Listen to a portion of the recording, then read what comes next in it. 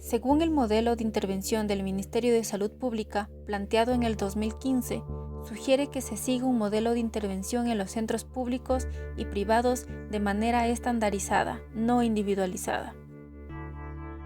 ¿Qué tipos de intervenciones existen en el país según las entidades reguladoras para tratamiento de drogas? Según el Ministerio de Salud Pública tenemos tres, bueno, de lo que yo sé, la parte ambulatoria, la parte residencial y la parte integral o de desintoxicación que se llama. Nosotros como comunidad terapéutica damos un tratamiento residencial.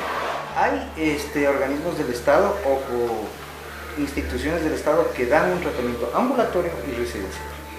En lo ambulatorio son muy fáciles, o sea, la persona elige. Legalmente a nadie le pueden obligar a acceder a un tratamiento ambulatorio, hasta donde yo tengo claro. O sea, el ambulatorio es ir y conversar con alguien, es un tipo de cita, ¿no?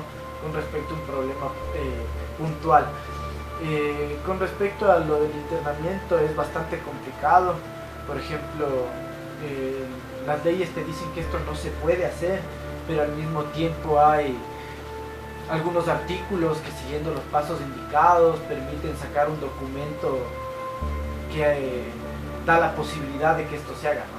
Entonces lo más común es esto, ¿no? El muchacho no quiere internarse, la familia le hace una evaluación psiquiátrica, el doctor dice que debe de estar interno, entonces da la orden y esta orden pasa a la parte judicial, el juez dice que la orden es válida porque la ha dado un profesional y se le obliga a esta persona a seguir un tratamiento. El caso de una madre, de un adulto de 30 años que es producto de violencia intrafamiliar.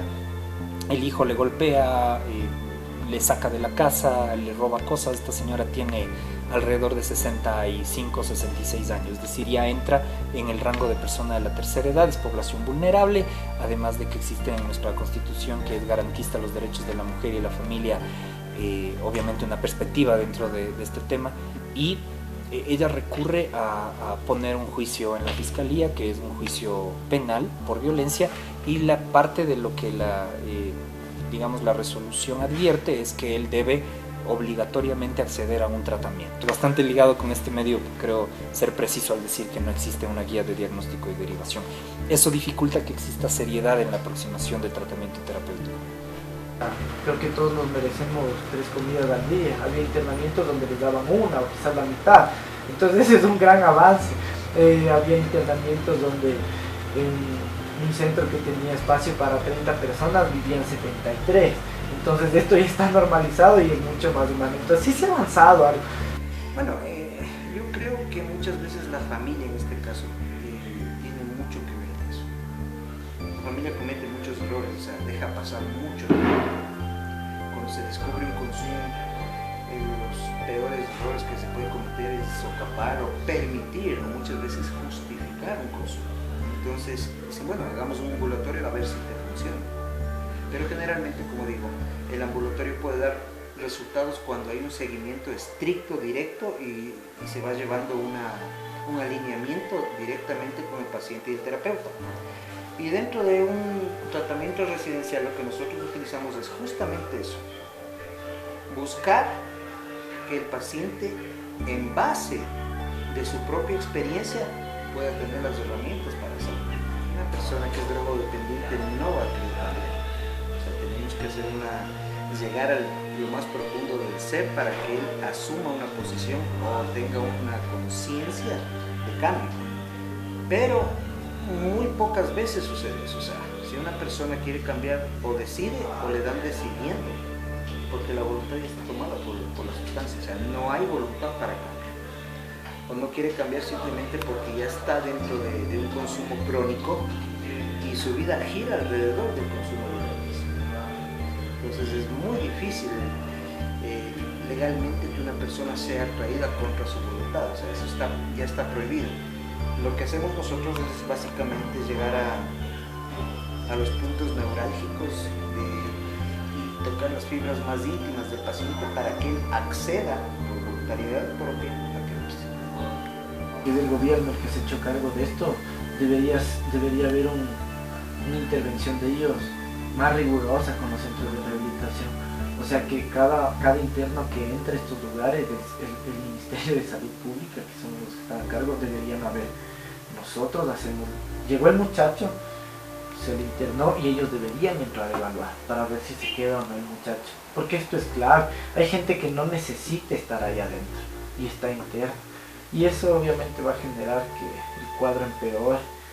Y ahora en lo que es internamiento, sí se sufre mucho. O sea, el aislamiento es brutal para cualquier persona. O sea, somos entes sociales y por lo menos la libertad física es algo que todos tenemos derecho, ¿me entiendes? Y entonces eso es una nota muy dura de atravesar. Para la familia también, o sea, bueno, no sé si con quién vivirás, tendrás hijos o no, lo que sea, pero me imagino que has vivido toda tu vida con tus familiares o con alguien. Entonces que te alejen de esa gente de un momento a otro es muy doloroso. Entonces una familia que queda afuera también sufre un montón. Entonces hay un gran dolor y todo, pero si da buenos resultados ya lo podemos ver como inversión. Ojo, pero siempre y cuando se vea el resultado. Actualmente el Ecuador no cuenta con hospitales o centros de rehabilitación de adicciones suficientes para la demanda, ya que cerca del 98% de estos centros son privados. El Ministerio de Salud Pública da cierto tipo de información con respecto al tratamiento de drogodependencia. Por ejemplo, hay la línea 171, donde se puede llamar y solicitar una cita a psicología, y si es que la persona accede a esta cita tal vez le pueden dar un cierto tipo de tratamiento con respecto a la drogodependencia. Este tipo de tratamiento a mí sí me hizo reaccionar de alguna forma, con todo lo que te contaba hasta ahora, y claro, y con experiencias personales que me pasaron a mí ahí también, porque no es que yo solo era un observador ahí, ¿no? O sea, yo estaba metido en la colada y en algún momento a mí también me tocó como pasar mi momento amargo con respecto a mis defectos, los errores que yo había cometido y etcétera, ¿no? Entonces a mí lo que sí me hizo es despertar, ¿no? Porque, o sea, el vivir en un consumo sí te tiene como adormecido cierto tipo de cosas, entonces no ves la realidad como es. Entonces me despertó, lo que desencadenó en mí fue una necesidad así como muy desesperada de retomar mi vida. Entonces, ahí quiero hablar muy personalmente, creo que yo decidí encaminarme. 27 millones de dólares destinó el Ministerio de Salud Pública para la construcción de 5 centros médicos de adicciones para todo el país. Podemos desconocer que el más afectado es obviamente quien está en consumo de sustancias, pero tampoco podemos dejar de ver los niveles de afectación que hay para la familia, en la toma de decisión, pero también en algunos casos, y he conocido pacientes de seguimiento de algunas instituciones terapéuticas que me han dicho si a mí no me internaban hubiera muerto en consumo de sustancias o producto del consumo de drogas, y es real. Si no les hubieran frenado de esa manera hubieran terminado muy mal. Entonces depende, pero claro, todo debe tecnificarse, todo debe estar ligado a un tema científico desde mi punto de vista para que las intervenciones puedan ser lo más objetivas posibles. Sí, obviamente depende de cada perfil, sí, pero un tratamiento en cualquier ámbito de la psicoterapia exige que se tenga una evaluación previa, documentada, convencional, a través de instrumentos técnicos que nos permitan tener un perfil inicial del paciente. ¿Sí? Posteriormente, la utilización de protocolos integrados para el caso de las drogodependencias, donde interviene más de un profesional.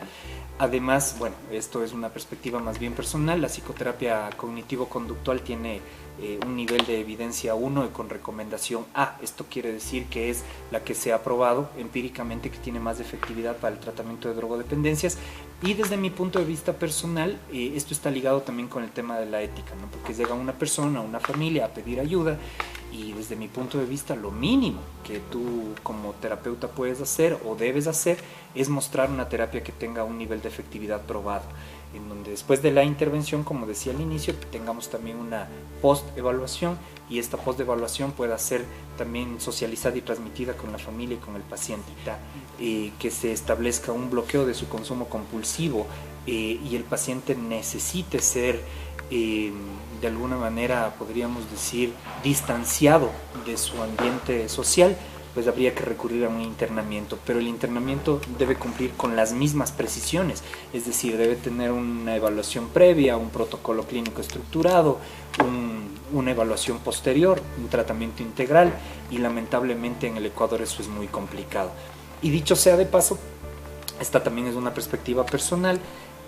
Las clínicas de recuperación han estado contaminadas por la visión típicamente vivencial, es decir, de exadictos o adictos en recuperación. El ambulatorio, pues, desde nuestra experiencia, pues, es un tipo de tratamiento que no da tantos buenos resultados, es que no existe un seguimiento directo, porque no se puede trabajar primero la deshabituación completa de la sustancia, es decir, no hay llamémosle un confinamiento o una deshabituación dentro de un lugar cerrado para que no exista el riesgo de que vuelva a consumir. Un tratamiento ambulatorio lo que hace es un paliativo para que deje de consumir por temporadas, pero posiblemente pueda volver a recaer, que es más fácil que recaiga después de que haya salido en un tratamiento residencial. Se debe primero intentar con un ambulatorio, si es que la persona desea, siempre y cuando desee. Si es que lo logra, chévere. Si es que no, aprende algo en el ambulatorio que si es que desea internarse le va a funcionar un montón.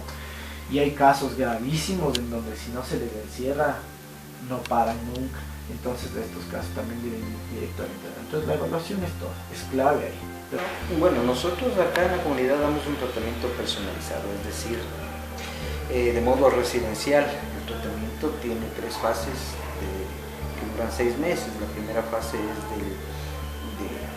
de adaptación, la segunda fase es de entendimiento y la tercera fase es de reinserción. Lo que nos da 6 meses para trabajar todas las áreas con el paciente, ya sea psicológica, psiquiátrica, la área física, la área emocional y todo lo que conlleva a un tratamiento integral, porque la familia también entra dentro del proceso.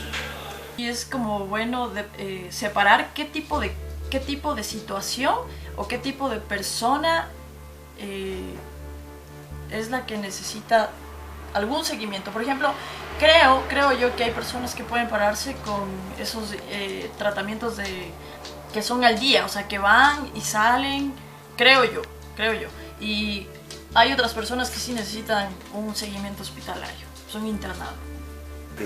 Ayudar a que exista un consumo, pero cuando ya esto avanza progresivamente, es más difícil para la familia asumir que su hijo o su ser querido o su familiar tiene que entrar en un tratamiento. Es más doloroso porque esto es una enfermedad y como tal afecta a todos los aspectos de la vida, tanto del usuario o del paciente o del drogodependiente como de la familia. Más doloroso, ¿por qué? Porque causa inestabilidad en la familia, causa molestias, causa impotencia y causa mucho dolor saber que tengo un familiar que es drogodependiente y no sé qué hacer. ¿A quién acudo? ¿Cómo le ayudo? Muchas veces pues llevan a otro tipo de tratamiento que no les ayuda. Y lo que sacaría es eso, ¿no? La terapia vieja, como dicen, el chuchamadrazo, el tratar mal a la gente. O sea, la gente en drogas y alcohol ya viene sufriendo full en la calle, aunque se equivocan, pero sufren full. Y que encima tengan que sufrir en su internamiento, en su proceso, me parece ya de más martirizador. Entonces cortaría un poco eso y confrontar directamente y saber que hay un problema dentro de la familia, dentro del hogar, y buscar la solución más óptima. En base a nuestra experiencia, yo creo que los mejores tratamientos son los que se llevan a cabo dentro de un internamiento. ¿Por qué? Porque tenemos todo el tiempo para trabajar, hay deshabituación de la sustancia, hay trabajo integral con la familia, hay trabajo personalizado con el paciente, en terapia individual, en terapia grupal, en terapia psicológica, espiritual, vivencial. Entonces podemos abordar todos los campos que ellos necesitan. Digamos, por ponerlo así, porque es un proceso más bien de intervención o de aproximación, partiría de la generación de políticas públicas y de procedimientos bastante específicos que permitan que exista una atención adecuada. Obviamente que deberíamos partir de un estándar general, pero quienes trabajamos en la clínica sabemos que estos estándares que nos permiten tener un patrón general de intervención deben ser adecuados a las particularidades y a las subjetividades de nuestros pacientes.